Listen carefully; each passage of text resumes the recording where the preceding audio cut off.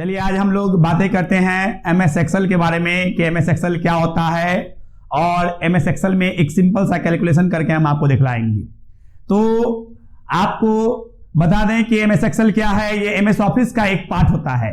MS office का एक part है जिस एमएस ऑफिस के अंतर्गत बहुत सारे सॉफ्टवेयर, बहुत सारे चैप्टर आते हैं, जैसे कि एमएस ऑफिस के अंदर MS Word, MS Excel, MS PowerPoint, MS Access वगैरह आता है। लेकिन उन सब विषय पर आज बात नहीं करना है। मुझे आज बात करना है कि एमएस ऑफिस के अंतर्गत एक्सेल के बारे में कि एक्सेल क्या है और एक्सेल का काम क्या होता है।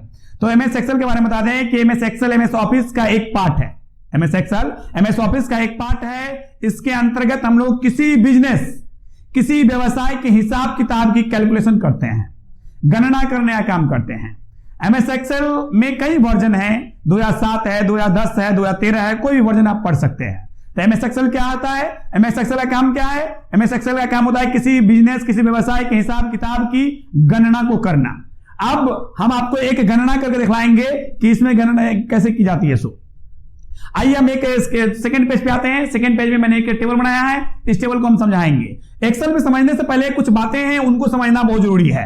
सबसे पहले आपको जरूरी होगा कि एक्सेल में रॉ किसको कहते हैं, कॉलम किसको कहते हैं और सेल किसको कहते हैं, टेबल किसको कहते हैं। इस सारी बातों को यदि समझ जाते हैं तो आप एक्सेल में किसी भी तरह का कैलकुलेशन करने में आपको सुविधाएं होती है। तो सर्वप्रथम हम बताते हैं कि रॉ किसको कहते हैं। तो रॉ जो आरा लाइन होता है, आरा लाइन, उसको हम लोग रॉ कहते हैं। ऐसे जो लाइन होगा उसको रॉ कहते हैं और उस रॉ की संख्या होती है, उस रॉ का नाम होता है। जैसे कि आप देखेंगे ये लैपटॉप लिखा हुआ है रॉ नंबर 3 में। कैसे समझेंगे रॉ नंबर 3? इधर देखिए लेफ्ट साइड में यहां 3 मिलेगा, ये 3 मिल गया, इसलिए क्या हो गया? रॉ नंबर 3 हो गया। आप ये देखिए 20 लिखा हुआ है, ये 20 किस रॉ में है? रॉ नंबर 4 में है। कैसे समझेंगे? तो आप इधर देखिए रॉ नंबर 4 है। आप यहां देखेंगे 6000 लिखा हुआ है, ये 6000 किस रॉ में है?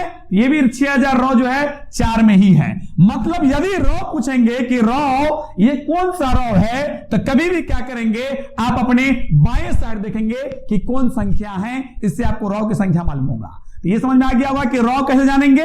जब भी किसी रॉ के बारे में पूछेंगे ये टीवी लिखा हुआ कौन रॉ में है, तो आप अपने हाथ के लेफ्ट साइड में देखिए कौन सी संख्या है, 7 है, इसका मतलब ये रॉ नंबर 7 हो गया। तो आप एक बात समझ में आ गया कि रॉ किसको कहते हैं, समझ में आ गया।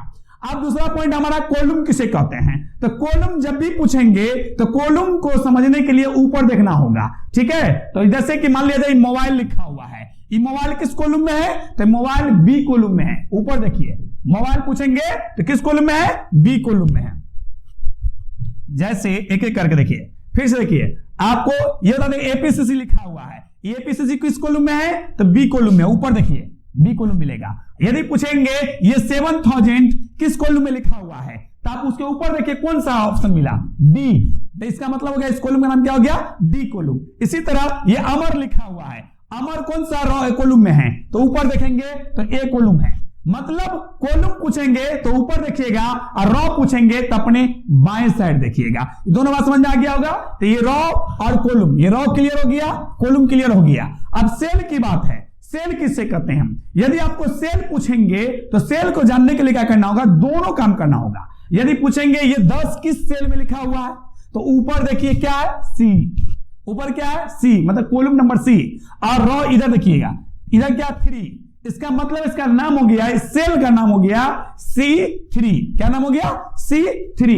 उसी तरह भी 30 लिखा हुआ 30, 30 लिखा हुआ है, 30 कौन सेल में है? तो सेल यदि पूछा जाए तो ऊपर भी देखेंगे और बाएं साइड भी देखेंगे, दोनों साइड देखेंगे, ऊपर भी देखेंगे और अपने बाएं साइड देखेंगे, जो मैच करता है दोनों मिलाकर बोलेंगे। मतलब ये C ऊपर में क्या है? C और इधर 5, इसका मतलब इस सेल कौन सा हो गया? C5। समझ में आ गया होगा कि रॉ क्या है, कॉलम क्या है और सेल क्या है। चलिए एक और एग्जांपल देते हैं हम आपको। अब देखिए कॉलम के बारे में समझाते हैं एक बार और पुनः। कॉलम देखिए, कॉलम क्या है कि जैसे मान लिया जाए ये लिखा हुआ 20, कौन कॉलम में है? ऊपर देखिए सी कॉलम में। कौन सा कॉलम में है? सी कॉलम में है। तो यहां पर हम क्या करेंगे, यहां पर हम लिखेंगे सी कॉलम। सी कॉलम हो गया। ये रॉ कौन सा है? 4। तो ये कौन सा रॉ है?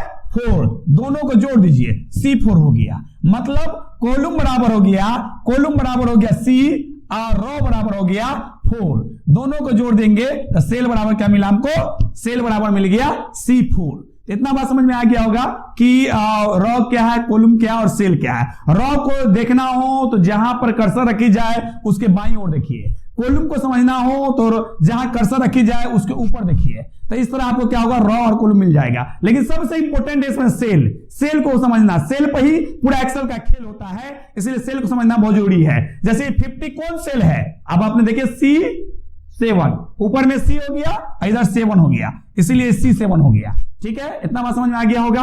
तो चलिए अब एक कैलकुलेशन हम लोग करते हैं।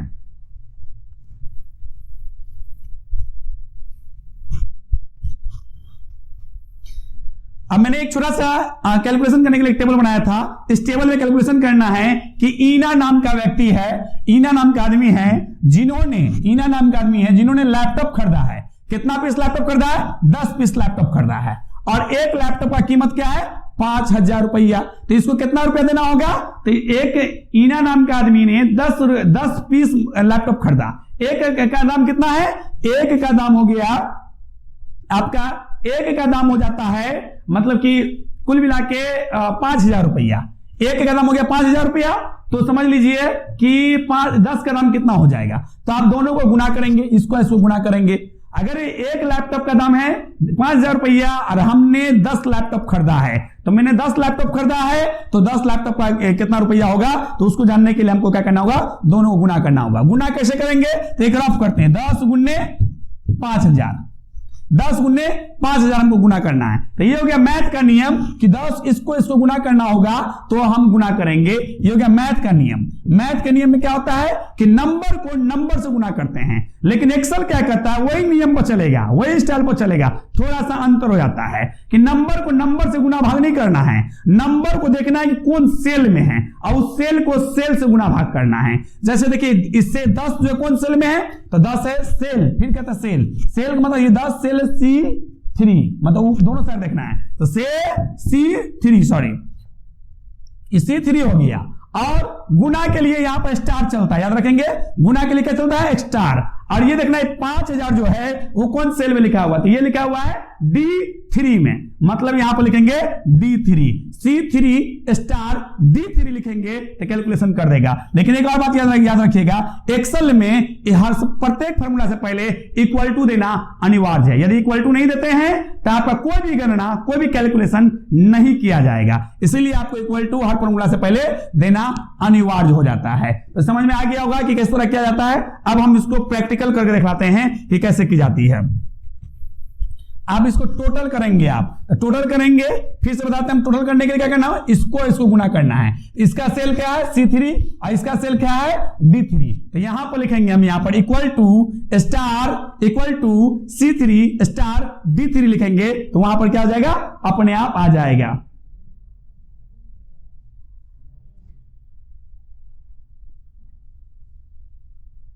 Equal to C3 star D3।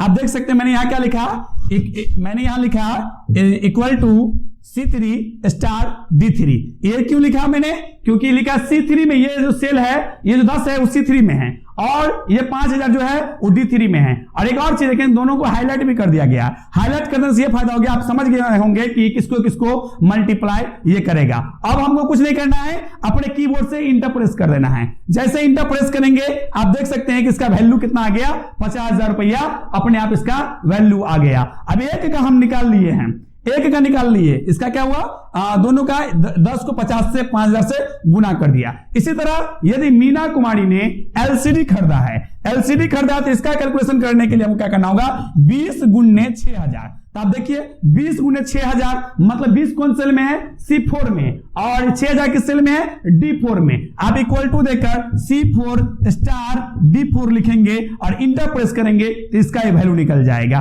एक वैल्यू और करके दिखाते हैं आपको, इक्वल टू C4 स्टार